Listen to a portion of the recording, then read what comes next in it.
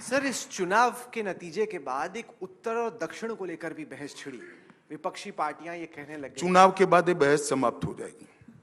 अगले चुनाव के बाद ये 24 के 24 के, तो क्योंकि विपक्षी पार्टियां ये समझ गया मैं क्या पूछना चाहते हो यार, जवाब मिल गया। इंटरप्रेट करने दो दक्षिण की जनता को। चुनाव के बाद भारतीय जनता पार्टी दक्षिण में नहीं है, वो बहस समाप्त हो जाएगी। आपको कहां पे लग रहा है दक्षिण में आप गेन कर अब पाओगे? वो हम 24 के चुनाव के दिन बात करेंगे, परिणाम के दिन बात करेंगे। देखिए, कर्नाटक में हमारी सरकार रही है, हम आज भी मुख्य विपक्ष है।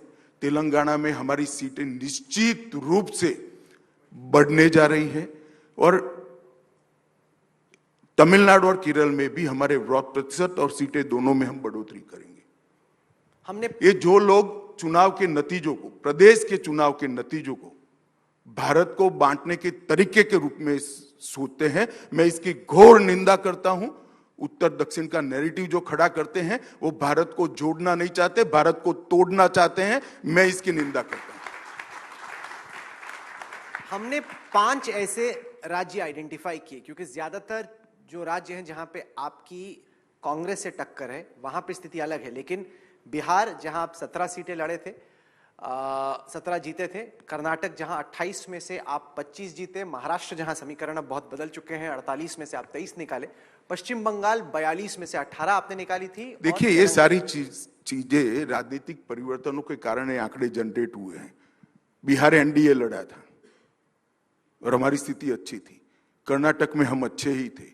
महाराष्ट्र में एनडीए निकाल लो, उस वक्त शिवसेना हमारे साथ थे। बाद में हमें 6 देकर उद्धव जी मुख्यमंत्री बनने के लिए हमारे साथ दगा कर कर वहां गए।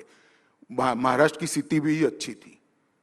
तो ये तो नेता चले गए, जनता हमारे साथ है, परिणाम देख लेना, सुपड़ा साफ हो जाएगा।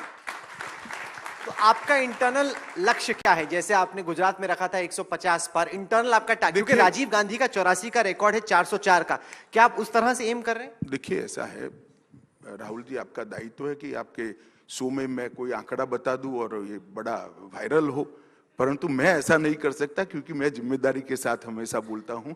6 महीने पहले लक्ष्य कोई तय नहीं कर सकता, परंतु मैं निश्चित रूप से मानता हूं जिस बेस पर हम चुनाव लड़ने जा रहे हैं, बेस हमारा काफी स्ट्रांग है और जिनके नेतृत्व में हम चुनाव लड़ने जा रहे हैं उसका न केवल भारत, दुनिया में कोई सानी नहीं है। सबसे सफल नेतृत्व में हम लड़ने जा रहे हैं, मोदी जी के नेतृत्व में लड़ने।